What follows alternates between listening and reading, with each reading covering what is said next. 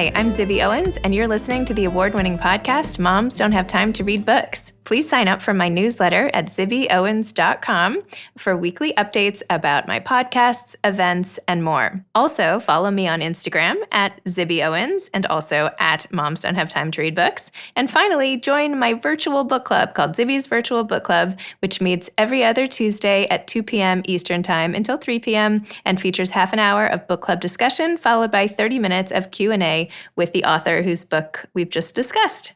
You can sign up on my website, zibbyowens.com, under the Virtual Book Club section, or even on Instagram under the link in my bio. I hope you'll find me in all these different channels and enjoy this podcast. Hi, I don't know if you guys know this or not, but I have an anthology coming out called Moms Don't Have Time To, a quarantine anthology. And it comes out on February 16th and has essays by 60 plus of the authors who have been on this podcast. So first of all, please pre-order this book. I think you will love it. I'm so excited about all the authors who are represented.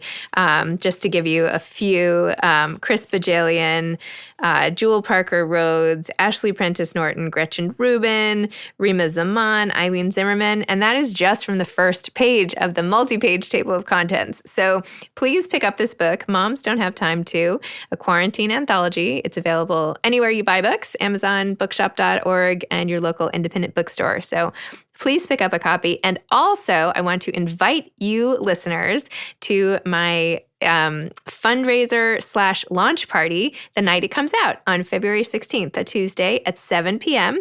Bookhampton and the Children's Museum of the East End are co-hosting it for me, and 50 of the authors who wrote essays in this book, as well as many of the amazing authors who blurbed this book, who wrote little praiseworthy quotes at the front, will be there, and you can be there too. So if you go to my website, zibbyowens.com, and just click on Anthology and go to Book Tour, you will see a whole fundraiser section.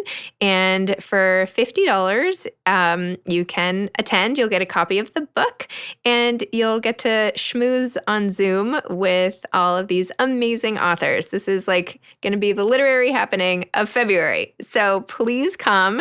I would love to see you all in person on Zoom, I guess, but even see some of your faces. I know so many of you are really loyal listeners, and that makes me really happy. All proceeds of the book and the fundraiser are going to the Susan Felice Owens Program for COVID-19 Vaccine Research at Mount Sinai Health System, and it is named after my husband's mother, who passed away from COVID over the summer, which many of you followed along on Instagram as I recounted that horrific experience. So all the proceeds are going there. The cost includes the price of a book. So thank you for supporting this effort and for supporting my book. I can't wait to see you there. Today's episode is brought to you by Page and Pairing.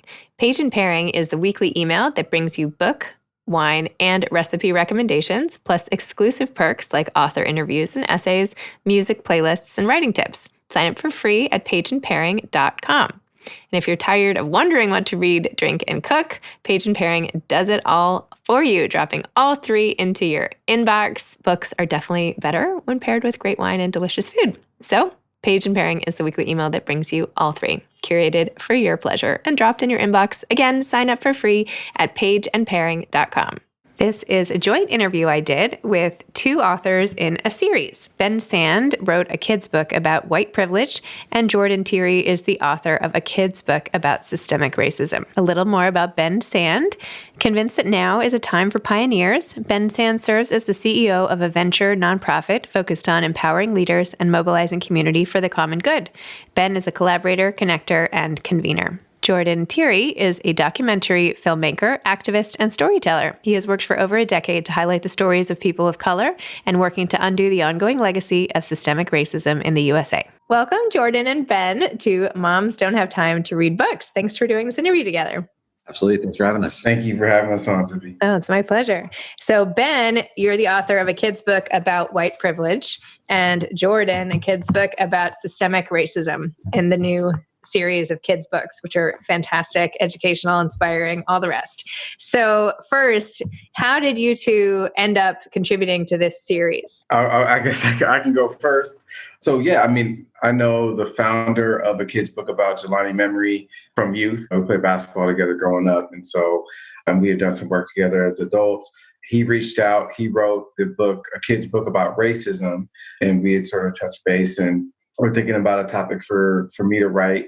And then after the murder of George Floyd, we sort of, reconnected and decided that a kid's book about systemic racism would be a really great topic to help people understand why these racial injustices continue to thrive in our society, that explain, that phenomenon beyond the sort of, individual one-on-one sort of racism, as I think a lot of people like to think of racism, but looking at the systems that allow these things to continue. And how about you, Ben? Yeah, in a way similar. Jelani Memory, the CEO of a kid's book about, is a friend of mine. And, he and I have been in a conversation now together over a decade, really about what we're experiencing and are going to continue to experience in our country and in our culture as white people continue to resist their own exploration on the topic of their ethnicity. What does it mean to be white? While we've been talking about it for quite some time, I think in this particular moment in 2020, and as we look ahead, Jelani, I think, feels that this is an incredible pivot that's taking place, and now's the time to make sure that we're having this conversation. And so he asked, and I said yes. Amazing. So have you guys met before? We haven't. No. Oh my gosh. No. Ben, this is Jordan. You, Jordan, this is Ben. Right. Thank you, Zibby, for bringing us together. Yes. No problem. Yeah. I'm surprised there's no, that Jelani hasn't organized some sort of meetup with everybody. But. Right. It's been busy. It's been crazy. It's been very busy over the last few months. So, and I think with the pandemic, obviously we haven't had a chance to do an in-person mixer or anything like that, but hopefully soon. I get it. Well, when you were both writing your books, what were some of the things that you wanted to make sure to include? And how did you figure out how to get them into bite-sized information for kids, right? Because obviously writing for adults is way different. What's your experience been like talking to kids? I know, Jordan, you did a whole deep dive on fatherhood. So I know you're familiar with that. And Ben, you're part of this contingent. So you're actively organizing people. But what about kids? Well, for me, at least, it was just really, really challenging and really uncomfortable somewhat of a process, because this is such a deep issue. And there's also just a lot of nuances. And then, writing a children's book forces you to make a lot of generalizations, And so that's the one part that I really struggled with, was making the generalizations. And of course, there's exceptions to all of these things, but I think I have to have confidence in the parent or the adult that will be reading with these children, right? And helping contextualize what's in the book and offer some of that nuance, themselves based on their own lives and their own family experiences. And I just have to kind of trust that process. I haven't gotten too much sort of critique or pushback yet, but I'm steady waiting for it. But that was definitely the hard part, was making those generalizations and knowing obviously there's exceptions to all these things, So yeah, but I think the Kids Book About team, they have this process down pat, and they really supported me in being comfortable with that and trying tell the story, and also not shy away from some of the just harsh realities that I wasn't sure how to phrase some of those things about genocide, about slavery. And, I was very grateful that they were not shying away from those things. It is hard to package up genocide in a very, when other books are about, like sleeping sheep and, it's right. Those are the choices at the end of the day. So Exactly. How about you, Ben? So I have 3 children, 2 biological white girls, and my son is half Vietnamese, half Mexican. And so we've been having a conversation about their whiteness for as long as they really can remember. That really was, for me, I think, where this started to percolate. As someone that lives in a very kind of multicultural community, and the work that I do intentionally engages communities of color, part of what what I was longing for was a method to try to translate our internal family conversation to a conversation that could spread with the world. And honestly, I live in Portland, Oregon. And so when George Floyd was murdered and the protests began, of which those protests continue, I think the white kids in my city were seeing these protests and were asking questions about what they meant for them. And it struck me that there are not a ton of resources out there to talk to white kids about their white privilege in a manner that actually asks them to acknowledge it, to give it up, and to use it for the benefit of others. And so much of the narrative around white privilege has been co-opted by kind of a culture war that's questioning whether or not white privilege even exists. But when you ask the question, what does it mean to be white, in a moment when we're asking big questions about race, it felt like now was the time to do that. And so for me, it was a bit of a translation of taking evening pajama conversations and putting them in a book that could be brought to homes across the country. Well, you did it. Think so? I hope so. Congratulations. Even the format, I feel like this is totally digestible for kids. Do you know what I mean? I have a 6 and 7-year-old and then 2 13-year-olds, although forget about getting them to do anything. But the little guys I can still read to. So no, the colors, the message, the questioning, it's an engaging versus didactic type of read for kids, which I think is so important.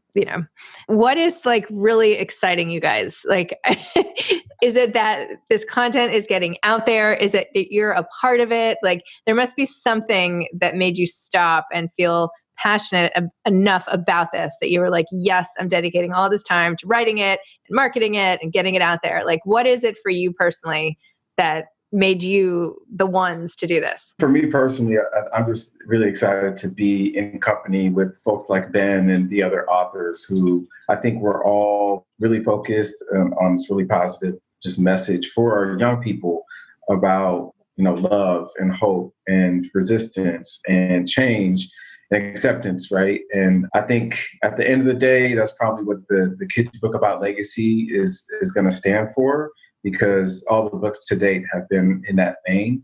And I think it's just going to have a really positive impact over the long term.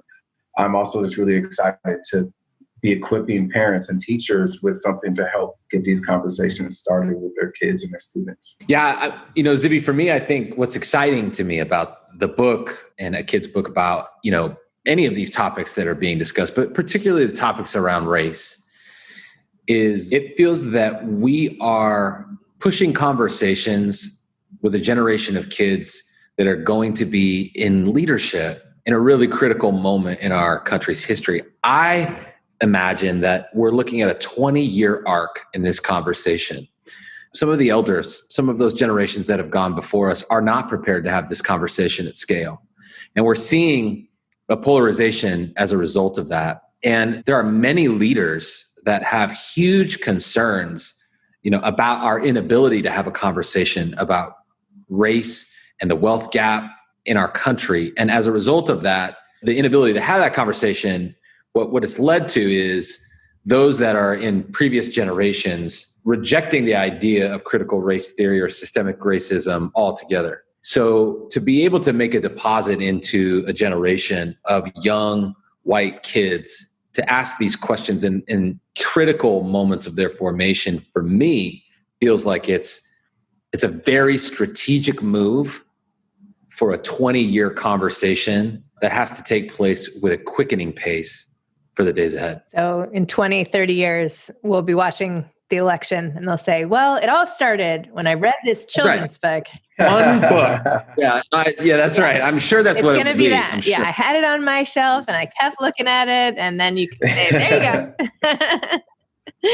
Oh, ridiculous. You never know. I mean, people have things. I think about different children's books all the time. It's a good time to really, get in there. And, if you can learn a whole new language without even trying that hard, it's a good time to learn a lot of concepts that when you're older, maybe they're too challenging or not too. I mean, I'm not saying anyone should give up. I'm just saying, the impressionable brain at the young age is a good time to get positive messages around. Do you think that getting to a place where kids don't see race is where you want things to go? Or do you want kids? Would your goal be having kids today grow up acknowledging, like when I was growing up, I feel like everybody was like, race, we don't see race, right? Like in all my education and all that, like I didn't even realize it was like a thing until I was older and people were polarized around it because I grew up in a really diverse education environment and all this stuff. And I like didn't think twice about it.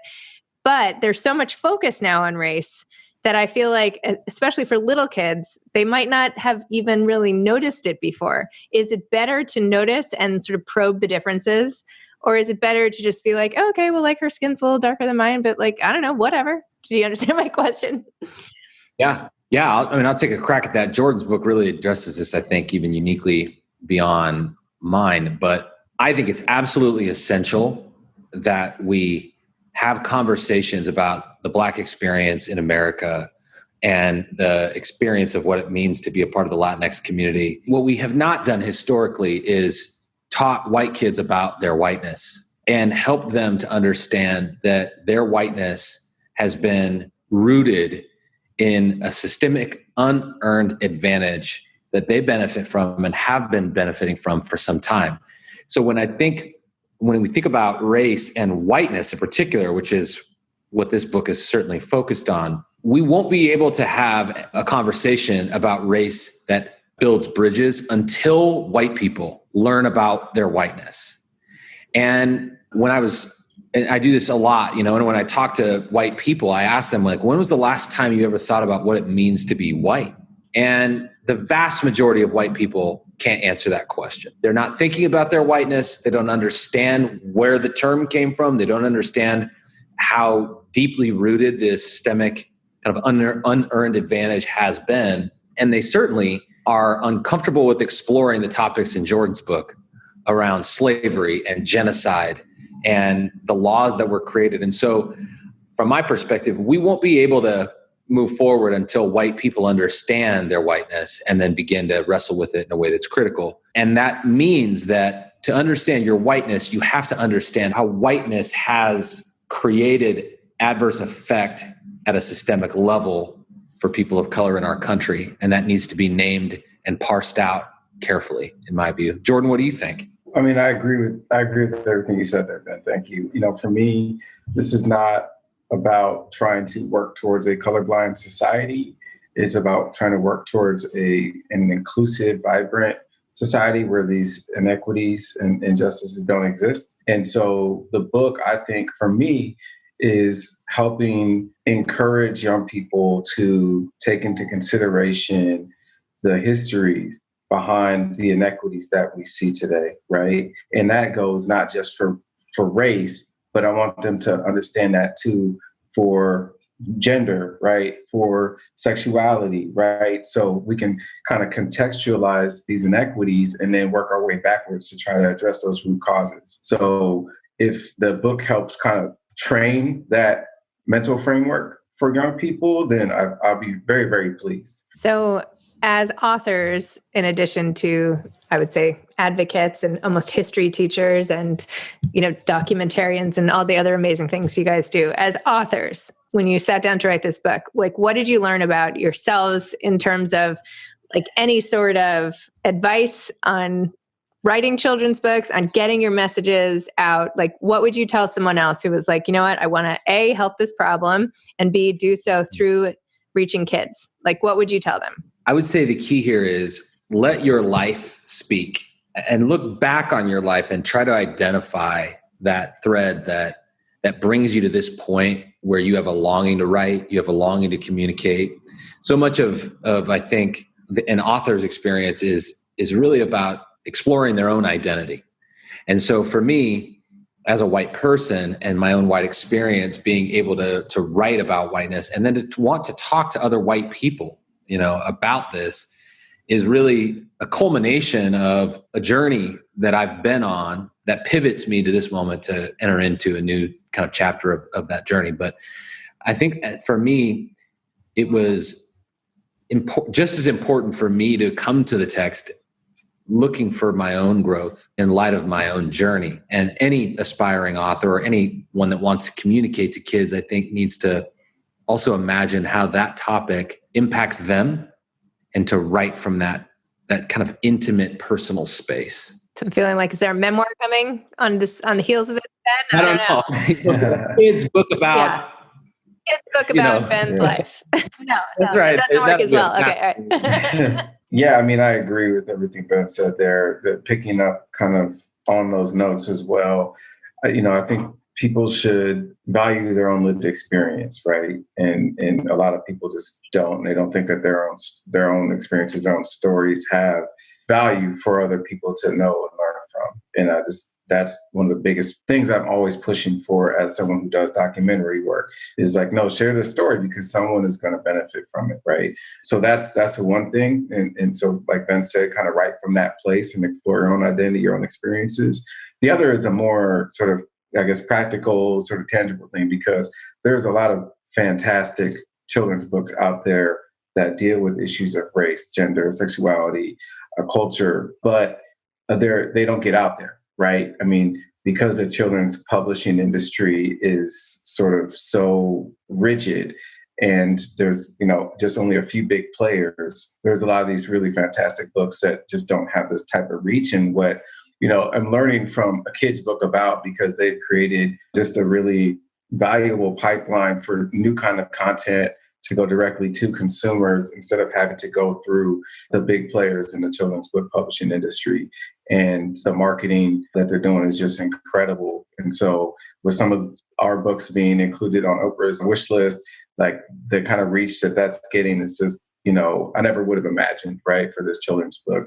And so I think trying to pull from some of the lessons from what a kid's book about is doing in terms of the marketing and the outreach and not having to go through the big players in the industry, I think people can learn from as well. It's a great point. Well said. Yes, great point. Definitely the advice is get on Oprah's list. I'm going to put that at the top of my list. Easier said than done. That helps. That definitely helps. But first you have to have great content. So that's the first step. Well, thank you both. I'm glad I could be here to introduce you to each other. Maybe now you guys can go have a nice, interesting, dynamic, thoughtful conversation of your own without me bothering you with my questions. And thank you for contributing to society and trying to help the next generation. I think that's really admirable of you. And it's just big thumbs up as a parent and whatever I am these days. Anyway, as a person. So thanks. It's awesome. Absolutely. Yeah. Thanks for having us on the show. Thank you so much, Zibby. All right. Bye-bye. All right. Take care, man. Thanks to pageandpairing.com for sponsoring today's episode. Go check them out, pageandpairing.com, the weekly email that brings you book, wine, and recipe recommendations. And just a reminder again, please pre-order a copy of my book, Moms Don't Have Time To, a quarantine anthology, and go to my website under the anthology tab for the fundraiser. And I hope you'll buy a ticket and join me and I should have mentioned all proceeds go to COVID-19 research. So please join me for the fundraiser. Thanks so much. Thanks for listening to this episode of Moms Don't Have Time to Read Books. Don't forget to follow me on Instagram at Zibby Owens and at Moms Don't Have Time to Read Books. Also sign up for my newsletter at zibbyowens.com and sign up for my virtual book club and meet lots of authors on Zoom every other week. Thanks so much to Steve and Ryan at Texture Sound for the sound editing. And thank you to Morning Moon Productions for providing this fantastic intro and outro music.